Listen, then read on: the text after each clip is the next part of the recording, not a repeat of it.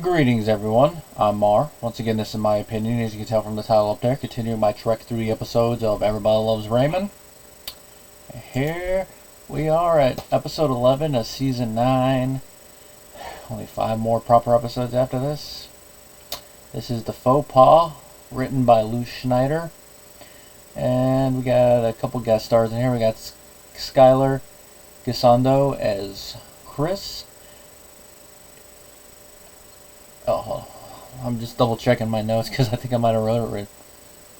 Oh, that's Chris. And Joel McKeenan Miller as George. Sorry, I didn't put a comma, sorry. Now, I'm going to be honest from the beginning. This episode had a couple funny moments.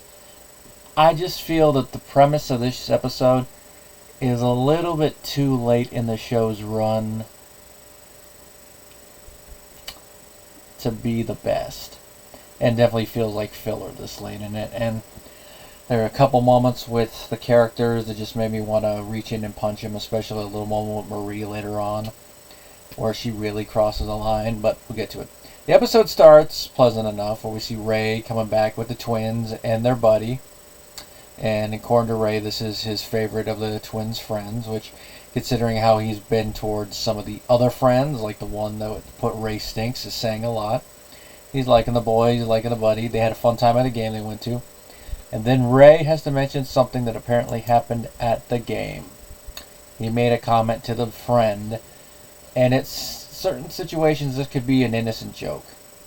But it's also one of those things where you got to know your situational awareness and be careful about saying it, because some people are going to take it wrong. And of course, as Ray's recounting the joke to his family members, they're in that percentage that take it wrong, because he noticed that the friend was holding on to his peanut shells, and he told him, like, hey, you don't have to hold on to those, you can just throw them on the floor, that's what they pay the janitor for. And everybody's like, now, I get why everybody freaks out, because a comment like that, if you do not know that the kid's father is a janitor, which, just as a quick thing, the kid's father is a janitor, this is definitely going to be one of those comments that sticks with them.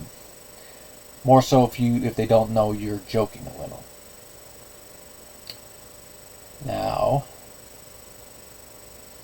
from what we see of the kid, he seems fine throughout the episode, so it's one of those things that, like, oh, of course he's trying to act fine in front of everybody, but to play devil's advocate, he actually could be fine and everyone's blowing this out of proportion, the adults are anyway. Now, kids do remember everything and can still be hurt here, so there is that thing to it, but the episode never touches on it outside of the adults speculating on it, so it's just one of those things to bring up as a side note. Now, with everybody going after Ray, Ray does have a history of making comments and not thinking, as we saw. Like, the best one that comes to mind was when Warren brought his new girlfriend to Thanksgiving, and Ray made the comment about somebody younger, somebody different. Situational awareness, Raymond, you seem to lack it a lot. You could also say he lacks a little empathy, but I'd say it's more his awareness, and because of that, he doesn't let his empathy do some active thinking. Here, it's definitely a situational awareness, because based on Ray's comment and how he is, I don't think he intended any malice towards the kid or the kid's dad, even though he did not know the profession at that time. But as the episode goes, that's where he digs himself into a hole.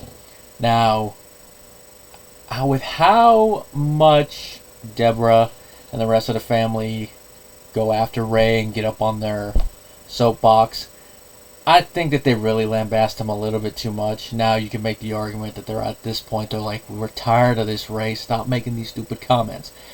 Which, with that, you get it. But at the same time, it's like, oh. And this is where the episode starts to come down a bit for me. It's all that. Now, Marie, she only has me a little bit at the beginning, but the moment she makes her busybody comment to Robert, even though Robert is doing his old traditional lambast Ray at every opportunity shtick, it's one of those things that, like, Marie, you're calling him a busybody? So, Marie, I have a question for you. Are you the pot or the kettle in that conversation? Because one of you needs to beat the other and need to find out which one of you is more black. So which are you, pot or kettle?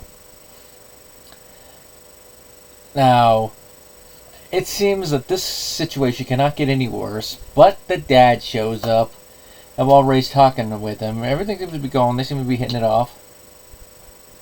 Ray mentions to the dad that he made the joke to the son, and you can definitely tell it affects the dad. Now, the dad being hurt by it, I definitely get. Especially at the time this episode was made, and what generation the dad seems to be coming from.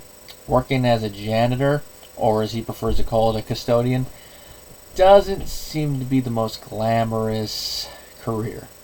Now, to go with that, when this episode came out, that was when I had just gone from middle school to high school, and I remember a lot of the custodial staff both at my middle school and at the high school, and I was pretty chill with them. They were cool guys. It's just even the ones in elementary school were chill, so it's like, I don't see why that would be a negative thing. And even going further in my career, the janitorial staff, I was pretty chill with them. Like the ones at my work currently, they're pretty chill for the most part.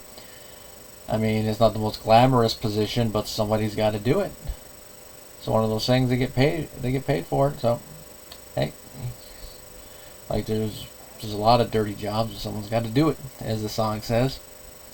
So,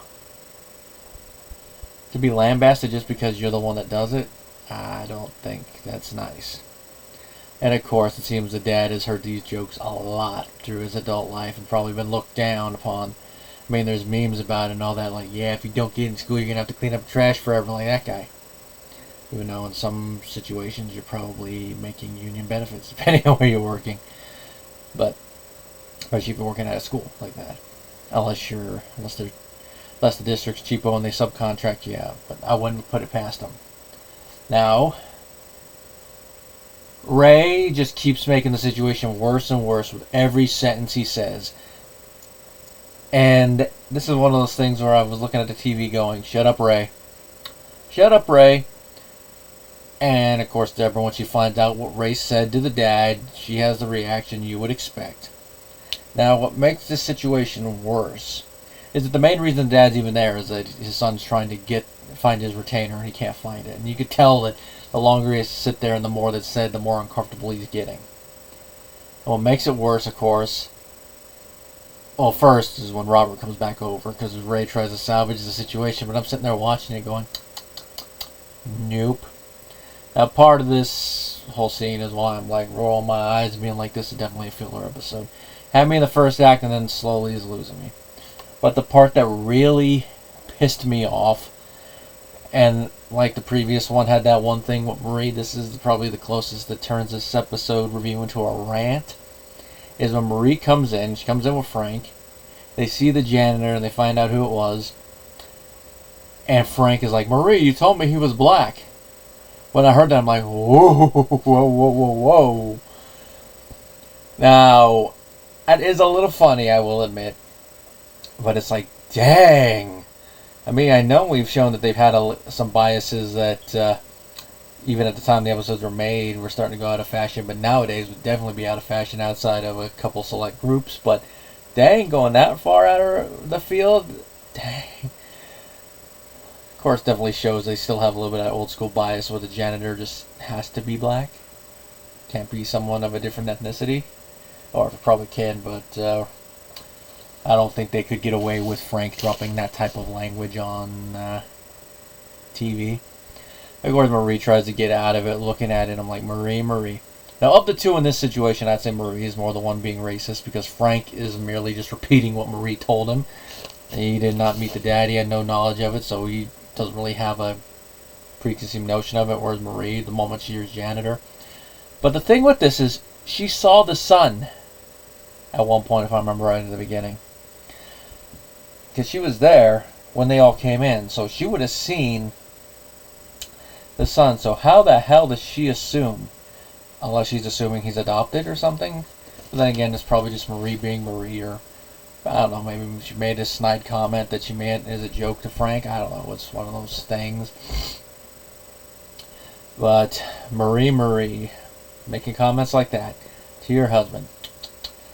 And this is the reason why this part of the show, her writing has really gone down. Like I did in my rant in the previous episode, they really flanderized Marie by this point in the show. I'm not going to repeat my whole rant from the last episode, but this is just another nail in the coffin when it comes to her character. Now, the epilogue, once the dad leaves with the kid, does have one moment that salvages it, and that is that it shows that even Amy is getting real tired of Marie's crap, because Marie's still doing her stuff like, oh, for a janitor to see how messy it was in here. That's when I really wish Deborah had gone over and Uncle Phil'd Marie out of the house, but we all know that's not going to happen. Well, Deborah's cleaning at the Marie's cleaning at the one desk. Amy walks in, the door is open, so it's blocking out Marie, and she mentions that he wanted me to come in and get the keys. It looks like he didn't want to come back in. Why did your mother come over and make things worse like usual? It's one of those things like, dang, and then of course Marie fully opens the door and is looking. It's like, ooh. But shouldn't Marie be surprised that Amy makes a comment like that? By this point in the show, Amy knows what you're about, and she knows that you'll make things worse. The only thing that really makes it bad is the fact that she's still living in the same house with you, which there's a little minor running gag about Robert trying to move out of the house and all that, but Marie doing her old thing, which we know from earlier seasons that she doesn't want them to move out, which is like, Marie, stop being a busybody. My whole thing is like, can they afford to move out yet? Probably not. Especially with all the money they spent on the house that they basically just had to eat. All in all, this episode is not the best by any means. I definitely wouldn't put it middle because of the things. It's probably towards the bottom. And like I said a couple times, definitely shows by this season they're really running on fumes. I mean, there's some high spots, but those high spots do not make up for it. And just watching the season so far, even though there's only a couple episodes left, I can definitely see why, after I first watched it when I got the DVD, I did not revisit it other than those couple episodes, like when the show was on Netflix, because outside of the first two episodes, maybe Angry Sex, Boys Therapy, Deborah's Parents, Job for Robert, next episode, and then the finale, there's not really much to revisit here. But who knows, maybe Sister-in-Law Power No and Pat Seeger will surprise me, and I'll revise that statement when I get there. I know just outside of the ones I do remember, not really much to say, but well, we'll move on from this one. If anyone want to know what a faux pas is, it means false step in French. It pretends to manners from one culture to another, which, considering everything that's said in this one, especially at the end when we get a little surprise faux pas by somebody, definitely makes a lot of sense. Now, of course, we're moving on to the next episode, which is going to be Tasteless Frank. Good old Frank and his foot. Till next time, everybody.